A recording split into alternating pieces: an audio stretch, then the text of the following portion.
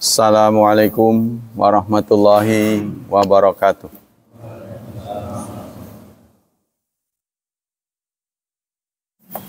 Innal hamdalillah nahmaduhu wa nasta'inuhu wa nastaghfiruh wa na'udzu billahi min syururi anfusina wa min sayyiati a'malina. May yahdihillahu fala mudhillalah wa may yudlil fala hadiyalah. Asyhadu an la ilaha illallah wa asyhadu anna Muhammadan abduhu wa rasuluh la nabiyya ba'dah. Allahumma salli wa sallim ala nabiyyina Muhammad sallallahu alaihi wasallam wa ala alihi wa sahbihi wa man sara ala nahjihi ila yaumiddin, amma ba'd. Ayol ikhwah, kita lanjutkan kajian tentang sirah Rasulullah sallallahu alaihi wasallam, episode yang ke-27, yaitu Ghazwatu Dzatir Riqa', perang Dzatur Riqa'. Riqa', Dzatir Riqa'ati, yang mempunyai riqa'. Riqa' itu apa? Riqa' itu perban. Perang mengenakan perban, karena kakinya pada pakai perban. Waqad kanat fis sanati rabi'il hijrah ba'da mururi syahrin wa nisfin takriban ala ijla'i Bani Nadir ala ma dhahaba ilai athar ulama sair wal maghazi wa rajal Bukhari wa ba'dul muhaddithin anna kanat ba'da ghazwati Khaybar, yaitu terjadi pada tahun keempat lebih, berapa bulan ya, jadi tahun keempat lebih. Setelah tahun keempat ini, setelah diusirnya Bani Nadir. Kemarin sudah disampaikan, karena mereka berkhianat, maka Bani Nadir diusir semua dari Madinah ya. Setelah adanya semacam deklarasi piagam Madinah ya, untuk hidup rukun, damai gitu kan. Meskipun berbeda agama, tapi ini tidak ditaati oleh Yahudi, maka mereka pun diusir. Menurut beberapa ahli sejarah, ini terjadi 4 tahun lebih ya setelah diusirnya Bani Nadir. Dan katanya setelah perang Khaybar. Sababuha mazahara minal qadar al-lada kathir min qabail najd bil muslimin. Sebabnya adalah pengkhianatan. Sebab dari perang Dzatur Riqa' ini, pengkhianatan yang terjadi dari kabilah Najd. Ini satu tempatnya, Najd ini, terhadap kaum muslimin. Dzalikal qadar alladzi tajalla fi maqtali ulaika du'at as-sab'in alladzi kharaju yad'una ila Allah. Yaitu pengkhianatan beberapa ahli ya, beberapa alim, beberapa guru yang diutus oleh Rasulullah, dai kurang lebih 70 yang diutus oleh Rasulullah untuk mengajari orang Yahudi ya, jadi mengabulkan permintaan mereka karena mereka masuk Islam ya, mereka minta guru lah gitu, minta diajarin. Maka Rasulullah mengirim kurang lebih 70-an para ahli ya. Alih-alih mereka diterima dengan hormat, malah dibunuh. Itu yang membuat Rasulullah sangat menyesali ya. Fa kharaja Rasulullah qasidan qabaila muharib wa Bani Tha'labah. Maka Rasulullah keluar menuju ke kabilah Muharib dan Bani Tha'labah. Wasta'mala 'alal Madinah Abu Dzar al-Ghifari. Untuk arisan Madinah, untuk urusan Madinah, Rasulullah serahkan kepada Abu Dzar al-Ghifari. Ya, karena nggak boleh ada kekosongan pemimpin ya. Jadi didelegasikan kepada Abu Dzar untuk menggantikan beliau selama beliau pergi. Wa askara Rasulullah fi makanin binajdin min ardi Qatfan walakinna Allah ta'ala qadhafa fi qulubi tilka qabail ar-ru'ba. Lalu Rasulullah membuat angkatan, memberangkatkan angkatan di tempat yang namanya Najd, yaitu tempatnya Qatfan. Nakhl, kebun kurma. Tetapi Allah rupanya memasukkan ketakutan ke dalam hati orang-orang kabilah itu. Ya, jadi kabilah-kabilah yang mau didatangi oleh Rasulullah itu ketakutan.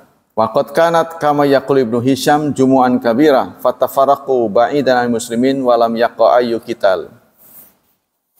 Kata Ibnu Hisham, seorang ahli sejarah, mereka jumlahnya cukup besar yang menjadi musuh-musuh Rasulullah itu. Tetapi mereka berlari tanpa arah. Ya, mereka porak-poranda lah singkatnya, ketakutan.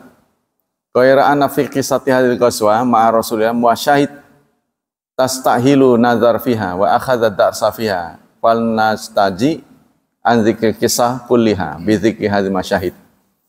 Tetapi yang menarik dicatat dalam banyak masyahid, ya, banyak peristiwa, fenomena, yaitu beberapa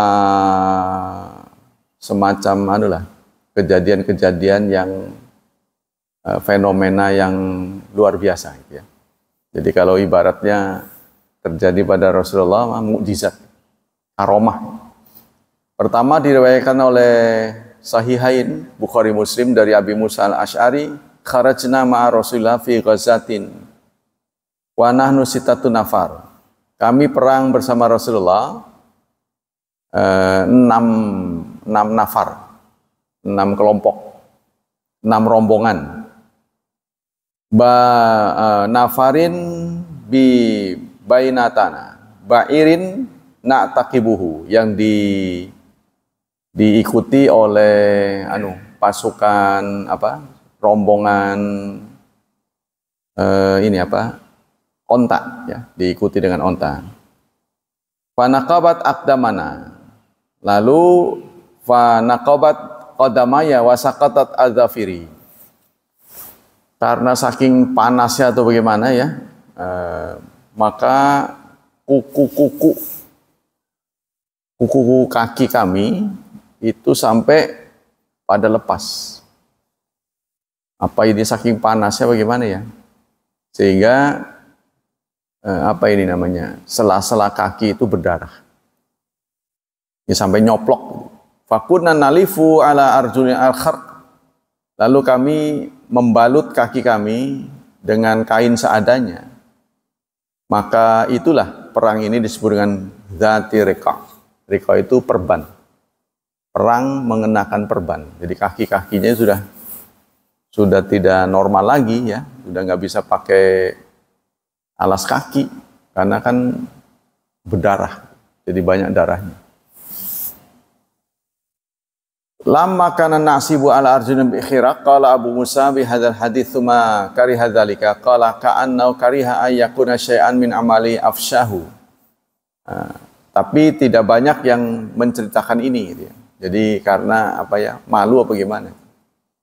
Yang kedua diriwayatkan Bukhari dan Muslim anna salafi ghazwati dzati riqa salatal khauf. Rasulullah memimpin salat khauf waktu perang Dzatur Riqa'. Wa anna ta'ifatan safat ma'ahu, dan satu barisan, ya, mengatur saf bersama beliau. Wa ta'ifatun wijahal adu, yang satu kelompok lagi berjaga-jaga. Fasala billati ma'ahu rak'atan, lalu beliau salat 1 rakaat, tsumma thabata qa'iman wa atammu li anfusihim. Jadi beliau membagi 2 kelompok salat khauf itu, ya. Beliau sholat 1 rakaat dengan 1 kelompok, lalu beliau tetap berdiri. Setelah sholat untuk rakaat kedua beliau tetap berdiri, kemudian yang satu sudah sholat ini menyempurnakan sholatnya, nggak bersama Rasulullah. Nah, lalu yang belum sholat tadi, ya sholat bersama Rasul. Jadi satu rakaat sewang. Ya, satu rakaat sewang, jadi gantian. Jadi yang pertama sholat bersama Rasulullah satu rakaat, sisanya mereka selesaikan sendiri. Nah, jadi mereka bergeser, yang belum sholat, lalu bareng sama Rasulullah, gantian. Fa fi akhir anna qafila thumma thabata faqai wa atamu yang summan sarafu fasafu wujahal adu wajatit tafid ukhra fasala bi raq'ah allati baqiyat min salati. Nah, begitu gantiannya. Thumma thabata jalisan wa atamu li anfusihim. Kemudian Rasulullah salam. Nah, setelah rakaat yang kedua. Yang ketiga, Bukhari juga meriwayatkan dari Jabir, anna lama qafila Rasulullah qafila ma'ahu fa adrakat qatilah waqtal qailula fi wadin katsiril udat. Satu saat Rasulullah sepulang dari Zaturika ini tidak terjadi perang menggunakan senjata ya. Jadi tiba di satu lembah yang banyak pohon berdurinya. Fanazala Rasulullah fatafaraqan nas yastazilluna syajar. Lalu mereka pun tafaruk, ya, bercerai, berpisah-pisah, masing-masing mencari pohon untuk berteduh. Rupanya cuaca begitu panas ya. Ini membuat kaki-kaki itu ya nggak bakal tahan nanti, berdarah-darah. Jadi mereka masing-masing dalam suasana rehat pulang dari perang itu yang nggak terjadi adu senjata. Lalu mereka mencari pohon rindang, sehingga masing-masing lah cari. Nah, wa nazala Rasulullah tahta samurah. Rasulullah pun sama ya, berteduh di bawah pohon samurah. Samurah ada yang mengatakan ini pohon sejenis sawo katanya. Nggak tahu bagaimana bentuknya. Jadi sejenis pohon sawo ya. Jadi di sana itu banyak pohon yang berduri. Tapi tinggi-tinggi gitu. Pohon apa nggak tahu. Fa'alaqa biyasaifahu. Lalu Rasulullah menggantungkan pedangnya. Qala Jabir fanimna naumatan. Kami pun tertidur saking lelahnya. Fa'idha Rasulullah yad'una. Tiba-tiba Rasulullah memanggil kami. Faji'nahu. Lalu kami pun datang. Fa'idha indahu Arabiyun jalisun. Kami lihat di sisi beliau ada orang Arab yang sedang duduk. Faqala Rasulullah, inna hadha ikhtarata sayfi. Pemuda ini, orang ini mengambil pedang saya. Wa ana naim. Sementara saya sedang tidur, fastaiqadtu wa huwa fi yadihi silatan. Tiba-tiba pedang itu sudah di tangan dia. Ya. Faqala lima yamna'uka minni. Lalu pedang itu dihunusnya ditujukan pada Rasulullah. Siapa yang bisa menghalangiku untuk membunuhmu? Kata pemuda itu kepada Rasulullah. Faqultu lahu Allah. Lalu aku jawab Allah. Fa'idha faha huwa zajalis. Maka tiba-tiba dia terduduk. Ya, tiba-tiba gempor. Jadi, siapa yang bisa menghalangi untuk membunuhmu? Nah, Rasulullah mengatakan Allah. Menurut satu riwayat, tangannya bergetar si laki-laki ini dan jatuh terduduk. Sampai kemudian Rasulullah memanggil Jabir, dia tidak berkutik, nggak bisa ngapa, kaku. Ini laki-laki, pedang saya diambil. Terus katanya, siapa yang bisa menahan saya kalau saya bunuh kamu? Aku jawab Allah. Dia malah terduduk nih. Tuh, lihat tuh.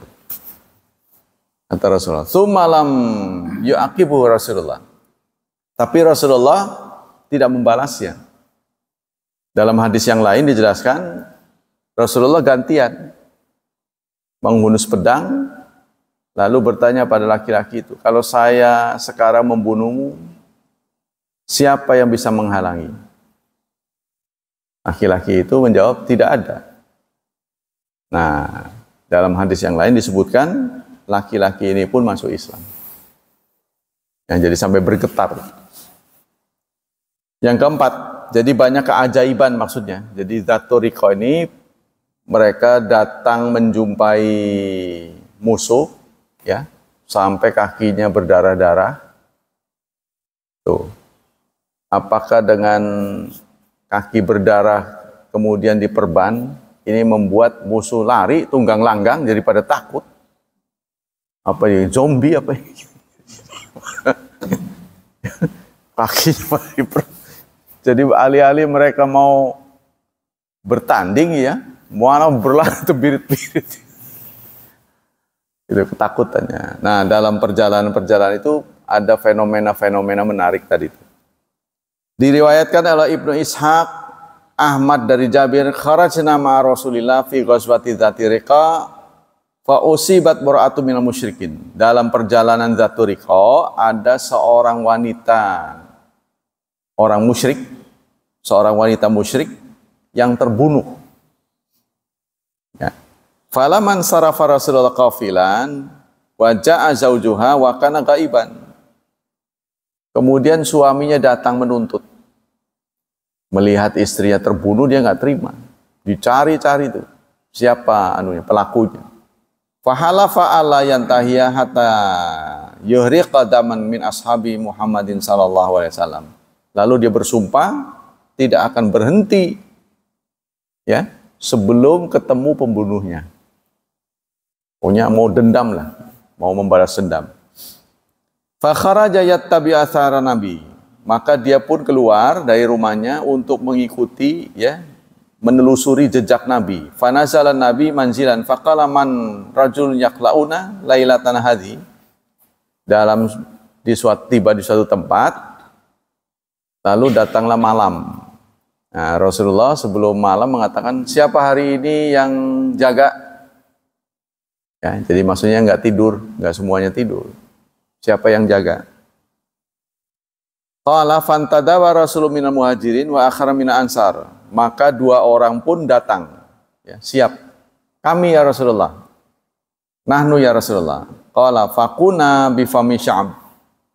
Lalu Rasulullah memerintahkan agar rondanya di pintu masuk. Jadi katanya di sana itu banyak gunung-gunung, ya. Jadi diapit oleh dua gunung, ada celah. Nah, diminta untuk gerbangnya itu dijaga. Nah, orang-orang tuh pada istirahat di situ. Wa kana Rasulullah wa ashabu qad nazalu. Rasulullah dan sahabat istirahat. Falamma kharaja rajulan ila fami sya'am qala ansaril muhajirin.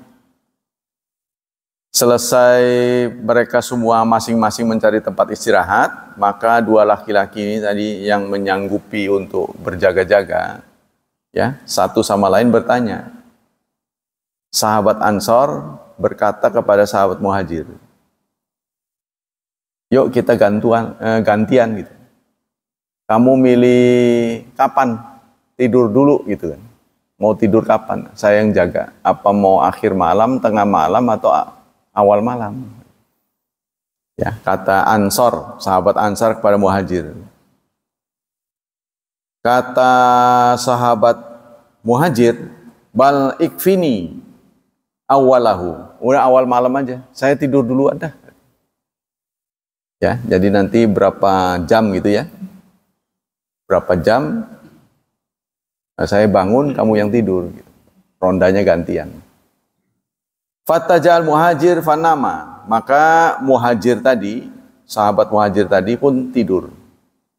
Wa qamal ansar yusalli. Lalu sahabat Ansor berjaga-jaga sambil sholat. Jadi jaganya mereka juga ibadah pada Allah ya. Qala wa atar rajul falamma ra'a syakhsa al-ansariyah arafa annahu rabi'atul qaum at-tali'a alladhi yahrisuhum. ada laki-laki yang datang. Ada orang datang saat dia berjaga sambil sholat, ada yang datang. Yang datang itu tahu ya bahwa sahabat Ansor ini sedang berjaga, sedang ronda.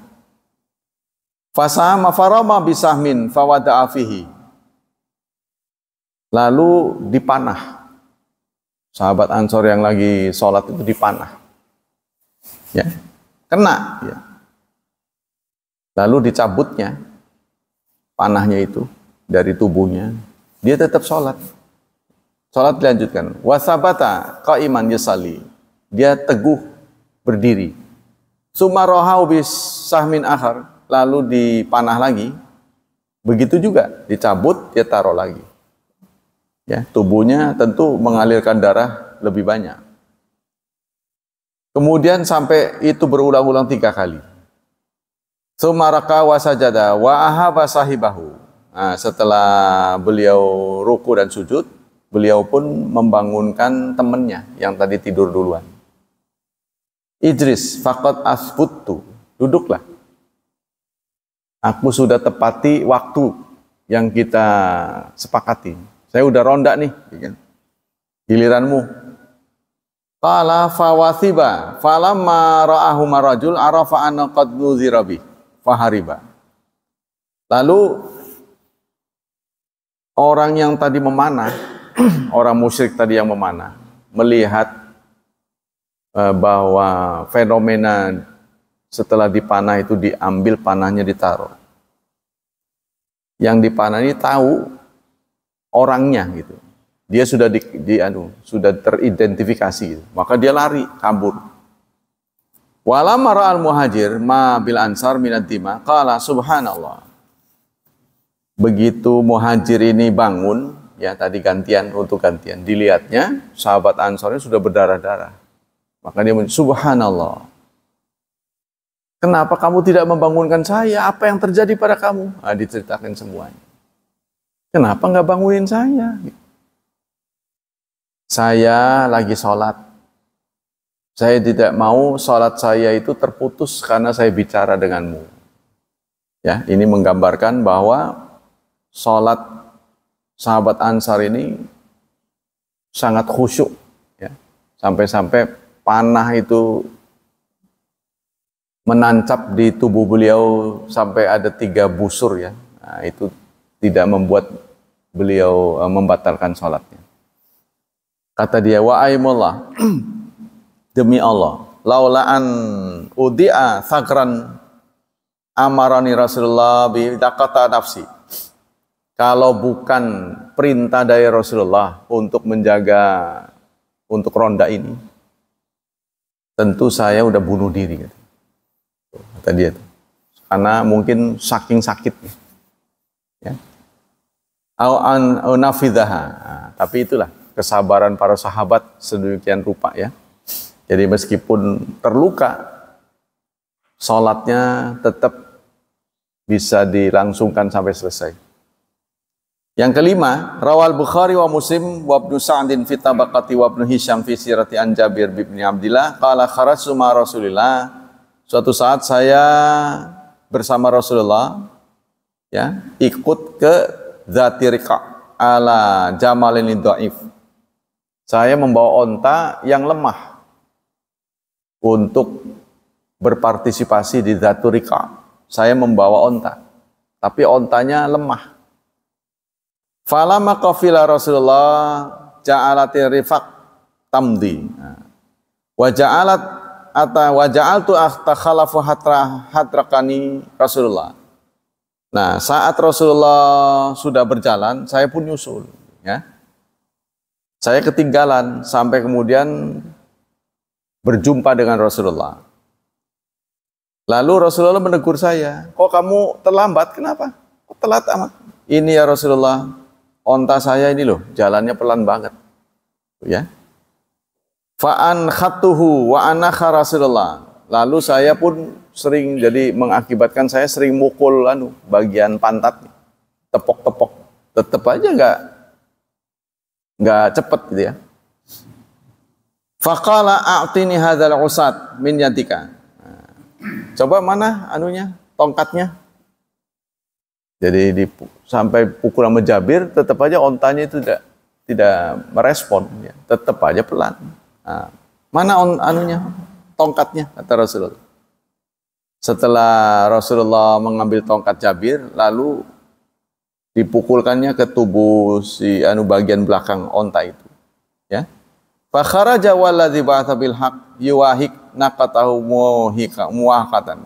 Tiba-tiba wa tahaddatsu ma Rasulullah tabi'ini jamalaka hadza ya Jabir. Bagaimana Jabir? Rasulullah menegur, ontamu itu loh gimana katanya. Qultu ya Rasulullah bal ahabahulak. Saya berikan untukmu saja ya Rasulullah. Lakin bi'aini faqultu fasummina ya Rasulullah. Akhudhu bidirham. Lalu Rasulullah dijual kepada Rasulullah. Tidak. Ya, tadinya mau diberikan. Tidak, aku beli saja. Jangan diberikan secara cuma-cuma. Idzan ta'ibnani ya Rasulullah. Qala fihi fabidarham. Gimana kalau dengan 2 dirham? Qultula falam yazal yarfa'u li Rasulullah. Rasulullah pun terus menaikkan harganya. Hatta balagha auqiyah, sampai auqiyah. Auqiyah itu cukup besar, ya. Faqultu afqadu raditu ya Rasulullah. Qala na'am. Qultu fahiyalak. Qala akhadtu thumma qala ya Jabir hal tazawaja ba'di? Lalu Rasulullah menegur, Jabir, kamu udah nikah? Qultu na'am ya Rasulullah. Sudah ya Rasulullah. Asayiban ambikran, janda apa perawan? Lalu Jabir menjawab, bal sayiban, janda ya Rasulullah. Qala afala jariyatan tula'ibuha wa tula'ibuka. Mengapa kamu enggak menikah dengan perawan sehingga kamu bisa bercengkrama?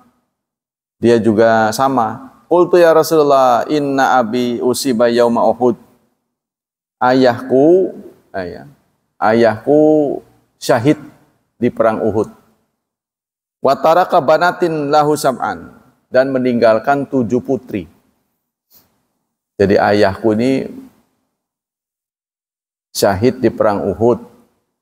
Anak yang hidup banyak, semuanya perempuan ada 7 katanya. Berarti 8 nama Jabir. Fanakatu mra'atan jami'atan tajma'u ru'usahunna wa taqumu alaihin. Kalau saya menikah dengan perawan, nanti pasti dia nggak mau ngerawat. Tuh, makanya saya nikah dengan janda. Maksudnya supaya bisa ikut merawat saudara-saudara perempuan saya. Karena janda itu kan sudah pengalaman. Ya. Astobtu insyaallah amalau qad ji'na tiraran amarana bijazurin fanuhirat wa aqamna alaihi yauman dan wa sami'at bina fanaqatan namaraka faqalta wallahi ya Rasulullah ma lana min namarik qala inna satakun fa idza anta qaddamta fa'mal amalan qayyisan. Qala Jabir falamma ji'na siraran, saat kami sudah sampai di Sirar, amara Rasulullah bijazurin, Rasulullah meminta kami menyembeli onta. Wa aqamna alaiha dzakal yaum falamma amsa Rasulullah dakhala wa dakhala Madinah. Maka saat sudah sore kami pun masuk ke Madinah. Ya. Falamma asbahtu akhadtu bi ra'sil jamal fa aqbalat bihi hatta athkhantu ala babi Rasulillah. Nah, kemudian setelah saya sampai di sana, saya temui ontaknya itu. Tsumma jalasa fil masjid qariban minhu fa kharaja Rasulullah fara'al jamal. Ma hadza? Qala ya Rasulullah hadza jamal Jabi Jabir. Ini apa ini katanya? Onta ini. Onta ini yang dibawa oleh Jabir. Qala aina Jabir? Jabirnya mana? Fadu'itu, lalu aku pun dipanggil. Faqala ya ibna akhi khudh bi ra'si jamalika fa huwa lak. Peganglah kepala ontamu, maka dia menjadi milikmu. Wada'a Bilal faqala lahu idhab bi Jabir fa'atihi auqiyatan. Lalu Rasulullah berkata kepada Bilal, pergilah menemui Jabir, berikanlah 1 pundi-pundi, dirham. Fadhahabat Fadhahabtu ma'ahu fa'atani auqiyatan wa zadani syai'an yasiran fa wallahi mazala yanmu indi wa yura makanu min baitina. Jadi Rasulullah membayar. Jadi dikasih oleh Jabir nggak mau. Ontanya itu diberikan cuma-cuma nggak mau. Maka Rasulullah menyuruh Bilal untuk menyerahkan satu wadah uang, auqiyah. Itulah kisah Dzaturriqah. Tidak ada yang catatan yang menarik tentang Dzaturriqah kecuali banyak fenomena-fenomena tadi. Ya, karena Dzaturriqah tadi sahabat-sahabat membalut kaki dengan perban. Nah, setelah itu mereka pun menemui musuh-musuhnya. Alih-alih terjadi perang, perang tanding gitu ya, malah mereka lari terbirit-birit.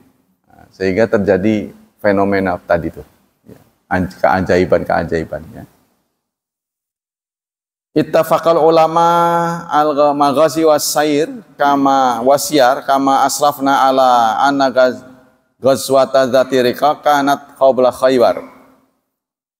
Para ulama ya yang pencatat sejarah perang itu mengatakan bahwa perang Dzaturriqah ini terjadi sebelum perang Khaybar. Tsumma rajjaha ma'dhamuhum anna kanat ba'da ghazwati Bani Nadir. Mereka juga sepakat terjadinya Dzaturriqah setelah perang Bani Nadir. Ya, pada tahun keempat. Wa dhahaba ba'dhum ka Ibnu Sa'din wa Ibnu Habab ila anna fil amil khamis. Ada yang berpendapat tahun kelima. Nah, itulah catatan sejarah tentang Dzaturriqah. Ya, jadi tidak ada perang tanding lah singkatnya. Karena mereka lari terbirit-birit. Tapi ini ada catatan menarik tadi, fenomena-fenomena yang ajaib. Kita lanjutkan dengan materi fatwa-fatwa dari ulama. Bismillahirrahmanirrahim.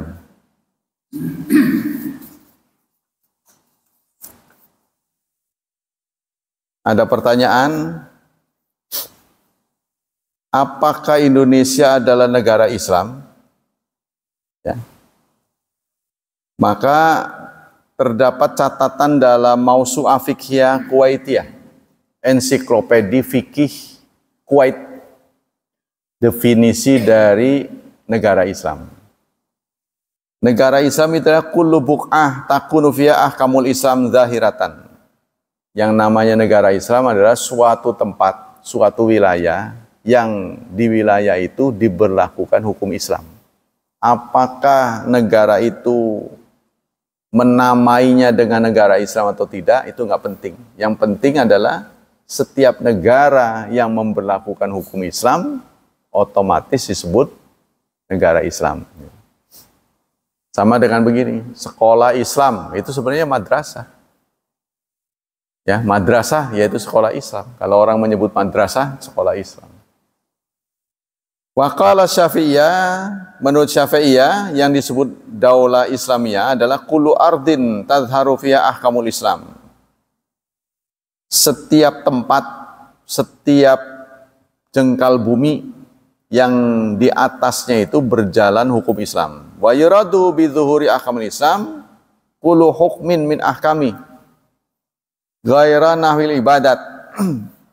Yang dimaksud dengan zahirnya hukum Islam adalah semua hukum dari hukum-hukumnya. Jadi hukumnya berlaku ya, selain dari ibadat. Jadi kalau di Indonesia kan ibadat yang berjalan kan, seperti haramnya zina, haramnya pencurian, atau yang disebut negara Islam adalah yaskunuhal muslimun, yang ditinggali oleh kaum muslimin.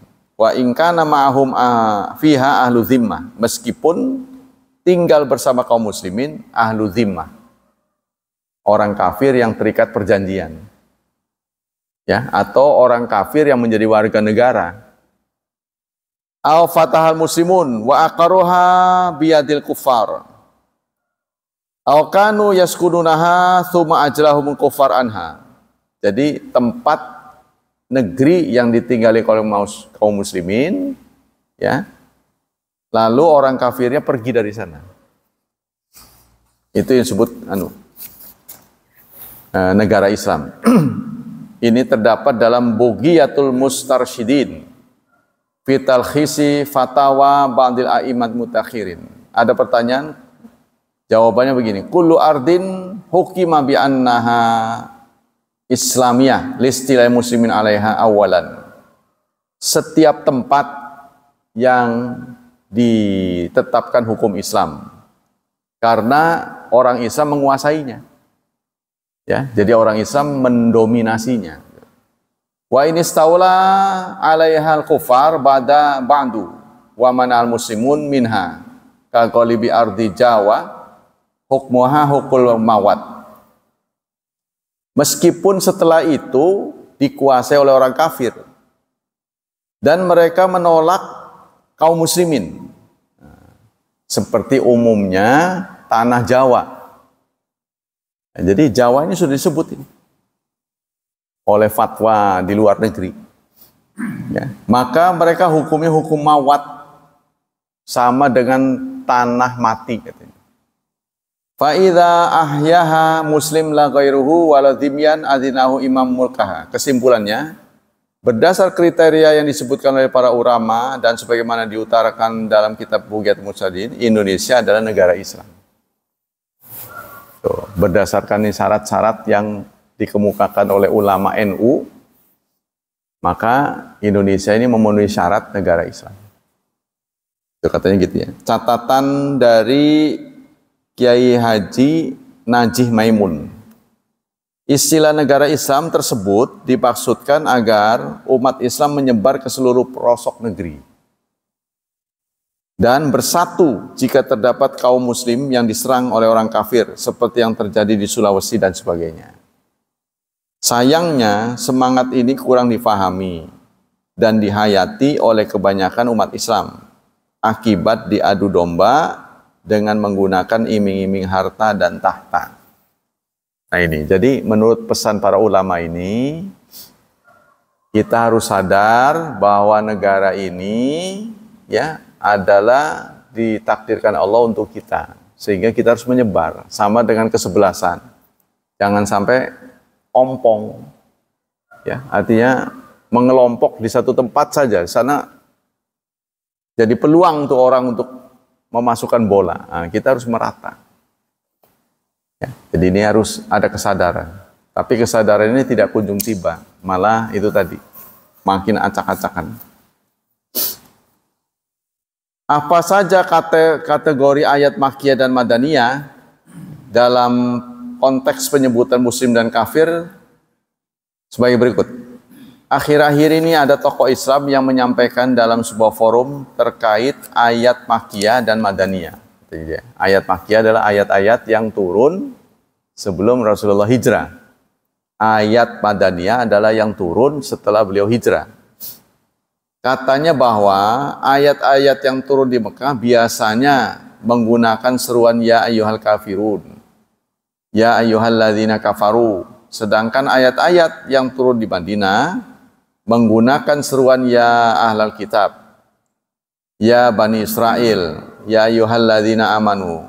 Ini menunjukkan bahwa pada waktu periode Madinah sudah tidak ada panggilan kafir bagi orang-orang non-muslim.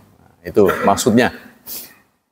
Ya, jadi ketika ayat Madaniyah sudah turun, tidak ada lagi ayat yang turun menyebut ya ayyuhalladzina kafaru. Maksudnya ujung-ujungnya pendapat ini, jangan lagi menyebut kafir pada orang kafir gitu loh maksudnya.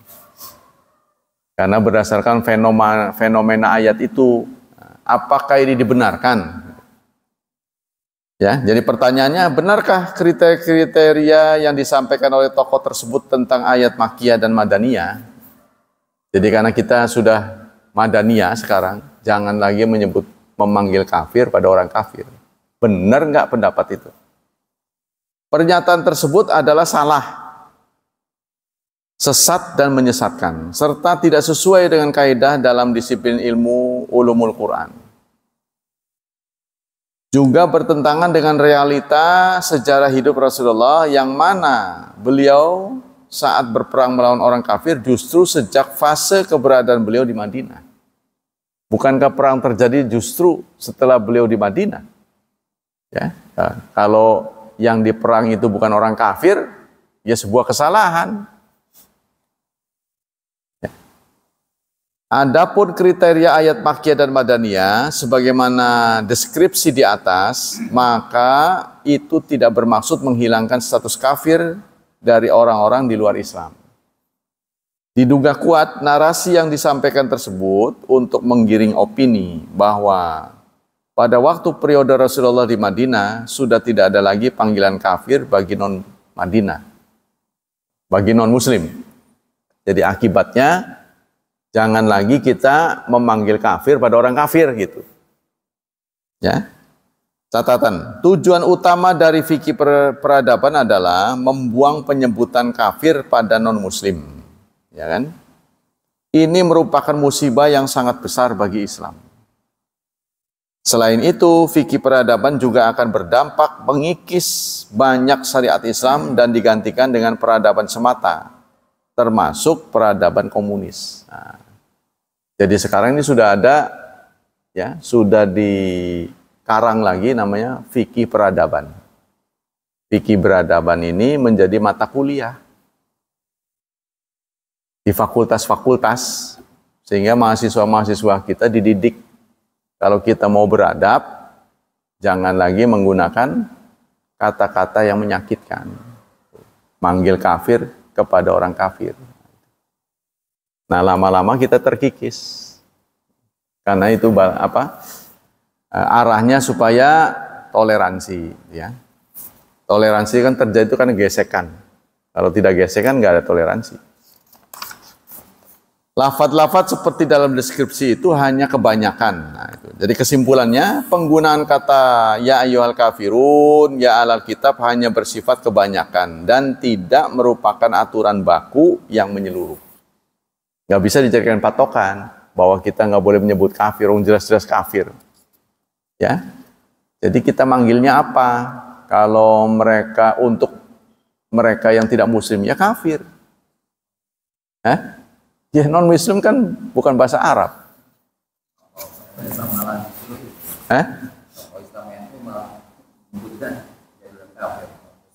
Iya, ya sama aja. Yang non-Muslim itu kan bahasa Inggris, non-Muslim, ya kan? Lah bahasa Arabnya apa? Ghair Muslim. Ya, ghair Muslim ya kafir. Lawan kata dari Muslim ya kafir.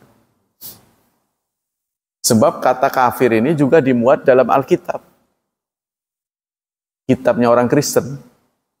Jadi kata kafir, lafaz kafir, ini juga ada di kitab mereka. Tapi ditujukan untuk non-Kristen. Barang siapa yang kafir terhadap ayat-ayat Allah, contohnya ini. Ya maksudnya, orang bisa. Jadi mereka aja begitu, kok kita sok-sokan amat, nggak nuduh mereka begitu. Jadi sah-sah saja. Jadi kafir yang tadinya bahasa Arab itu sudah di-Indonesiakan. Kata mereka, setiap kata yang sudah terserap masuk ke kamus besar, berarti itu milik Indonesia. Contohnya madrasah, Pak. Madrasah itu kan sekolah Islam, tapi sudah masuk di KBBI, Kamus Besar Bahasa Indonesia. Sehingga mereka mendirikan sekolah agama, disebutnya madrasah. Jadi madrasah itu definisinya sekolah agama. Nggak disebut agamanya apa. Mereka mendirikan juga sekolah agama, disebutnya madrasah. Peci bukan lambang Islam, tapi Melayu. Nah, sehingga mereka ketika ada foto bersama anggota kabinet pakai peci. Karena bukan orang Islam, bukan ciri Islam gitu loh. Melayu, kata dia itu. Ini budaya Melayu. Nah, ya, begitu juga sarung. Kan Rasulullah juga tidak ada rekomendasi ya bahwa ini adalah menjadi ciri. Mungkin jubah ya. Tapi jubah itu Arab. Artinya tokoh-tokoh yang melawan kaum muslimin seperti Abu Lahab juga pakai jubah, sama aja. Itu maksudnya budaya Arab. Jadi budaya, segala bentuk kebiasaan ketika datang Islam, kalau nggak bertentangan, dilegalkan. Ya, contohnya pernikahan, ada ijab qabul. Itu juga pernikahan yang pernah terjadi zaman jahiliyah. Ada berapa bentuk? Ada yang dilarang, ada yang diizinkan.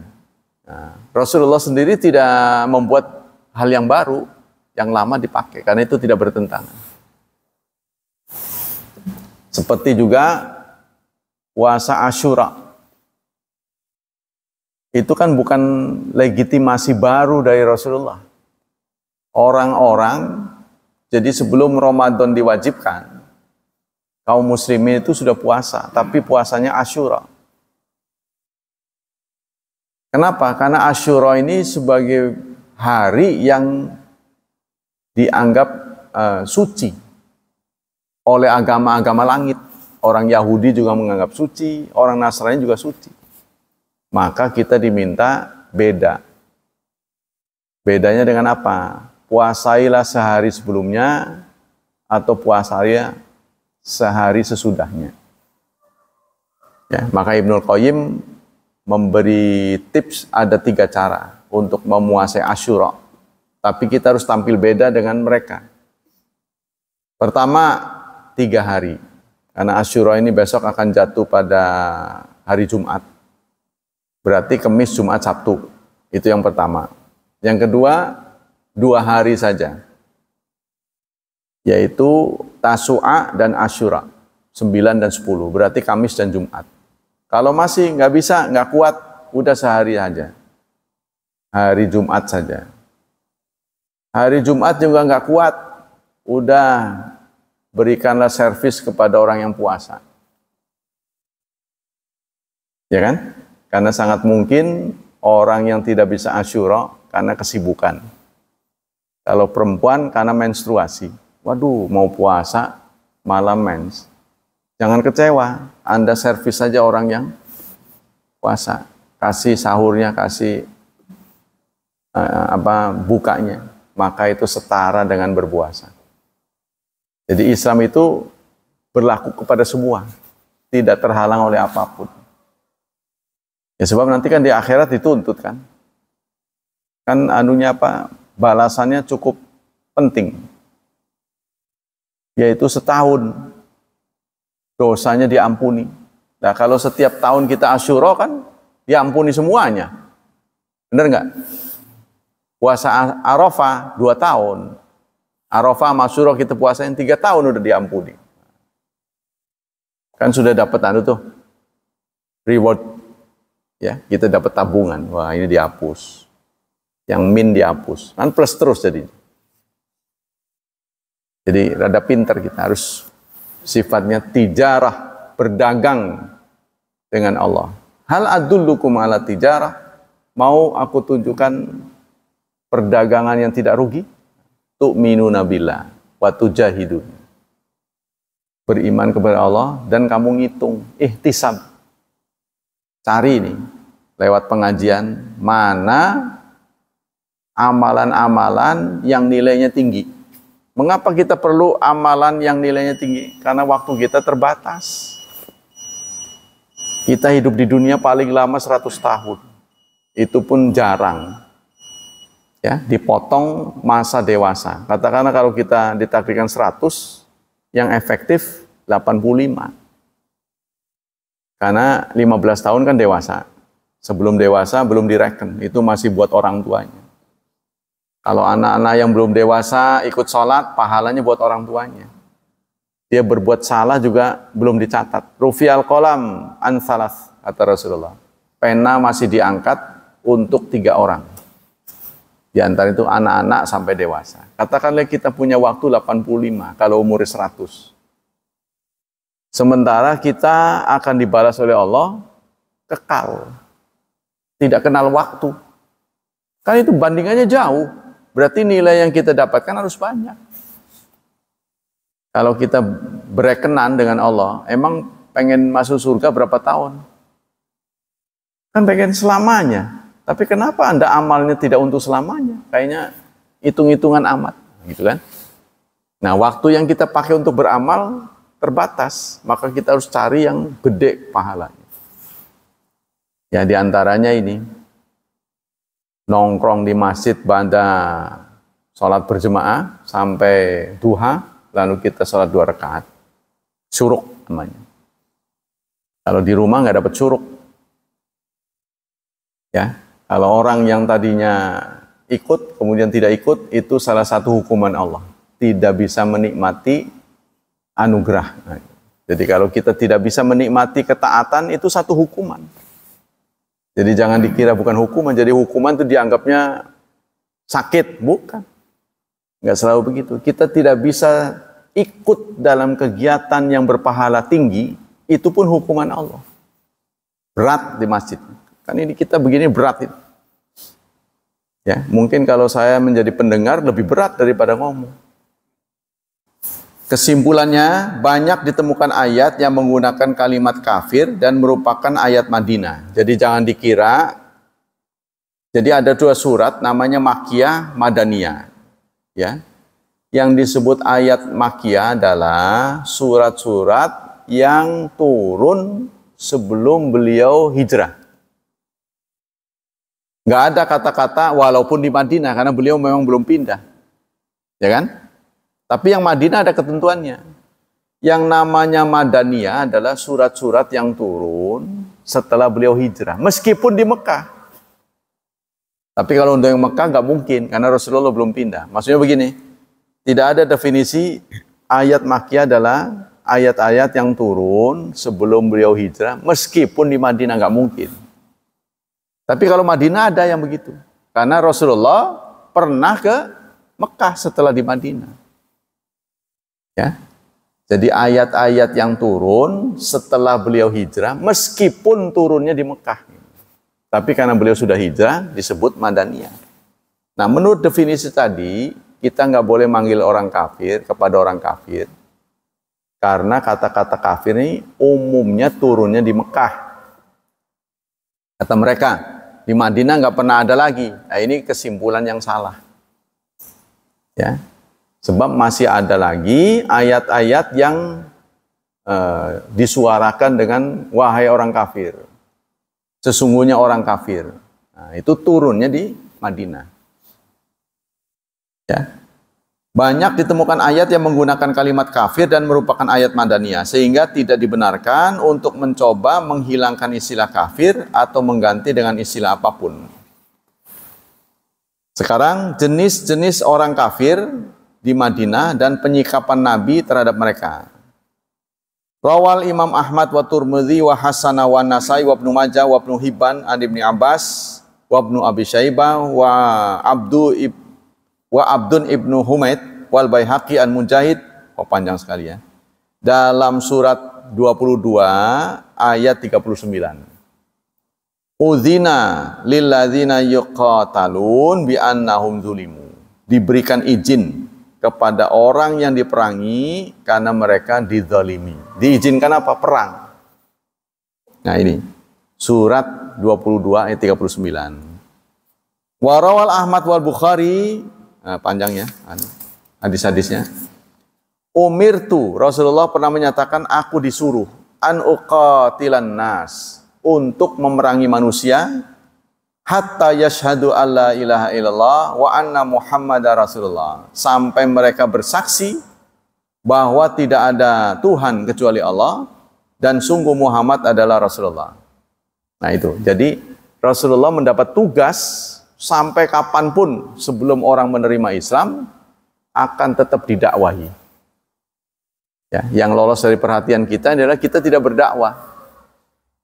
Kita sudah muslim betul, tapi tidak ada keinginan untuk memuslimkan orang. Padahal di setiap kaum muslim ini ada tugas untuk menggandakan diri, gitu. Ya, menambah populasi. Tapi kan kita merasa nggak ada tugas. Seandainya sahabat itu sikapnya kayak kita, rasa-rasanya Islam nggak datang ke Indonesia.